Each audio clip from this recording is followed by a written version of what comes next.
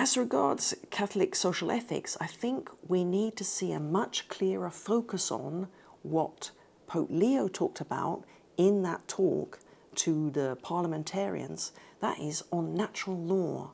We need to come back to this idea that our human nature is a guide for what the good things are to do.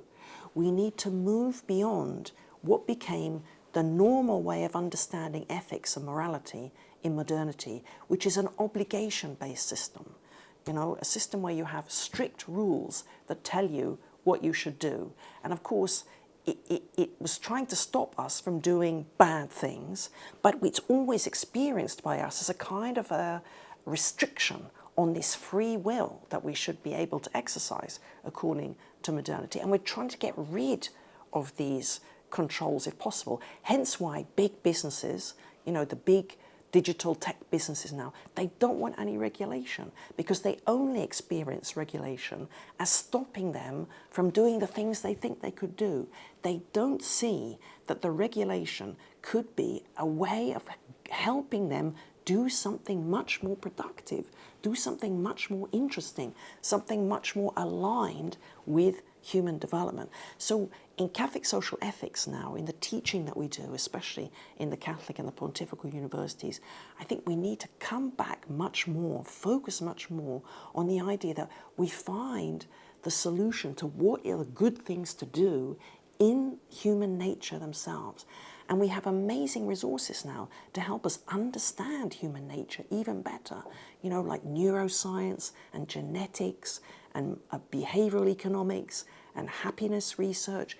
We have a whole series of new disciplines and new empirical results that can deepen and enrich and make stronger our understanding of what it means to be human. And then we can use this to help us guide what it means to live a good human life together. Because natural law starts from a basic theoretical principle that being is better than non-being, or existing is good, you know? So hence why it's not possible for us to accept abortion. And of course, war is really, really complicated for us. So the idea that we have to protect life is central to the whole question of natural law. And we need to do good. The practical principle that arises from this is do good and avoid evil. But we can also see, just to give you some sense of it, two kind of levels of natural law, which is very important to remember, and I want to use some economics examples to explain this to you. We have a basic level, or the primary level of natural law, which we could say is the human being the way God created us to be, the human being before the fall, if you like, and the human being as we can be, as we could be, as the saints try to be, that we keep trying to become more like this person with God's grace. And of course, at the end of time, in the eschatological sense, we will become those people with God's grace renewing us. So this is the kind of horizon, what we want to be. If we think about economics in terms of that kind of understanding of the human person, we would say it's clear that the common good comes before private good.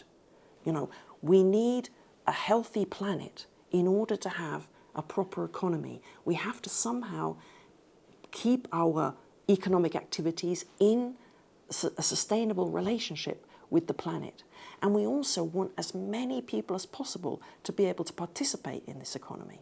So in that sense, another sense in which involvement of everybody should be a key goal, okay? Not communism, but this sense that everybody has a chance to participate as a worker, as a entrepreneur, in different kinds of ways. We're trying to get there, okay?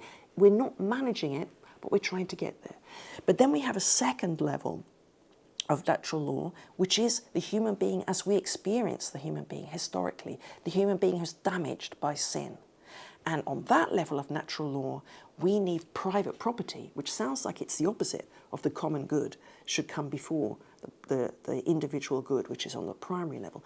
But that's because we know weak, sinful people, unless we have our own property, we're not going to use it You know, in communism, people didn't make any effort to produce the goods that are needed. So to motivate people to participate in the economic process, we need private property.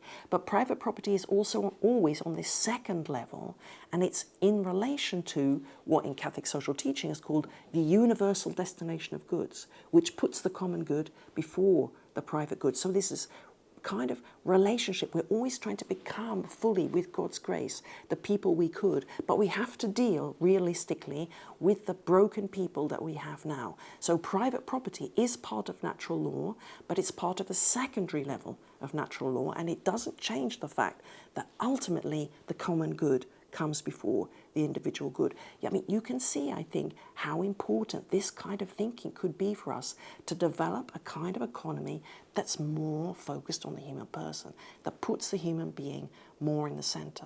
So I think in our teaching and our courses, we will see more and more of this happening, being led by, being guided by Pope Leo, but also this kind of thinking can really help us resolve the kinds of problems we have today, which the thinking of modernity, with its very individualistic view about the human person and its very narrow way of thinking about human freedom, can't help us resolve. We have problems now which are social and systemic, and we need our shared human nature to help us resolve those problems in an ethical way.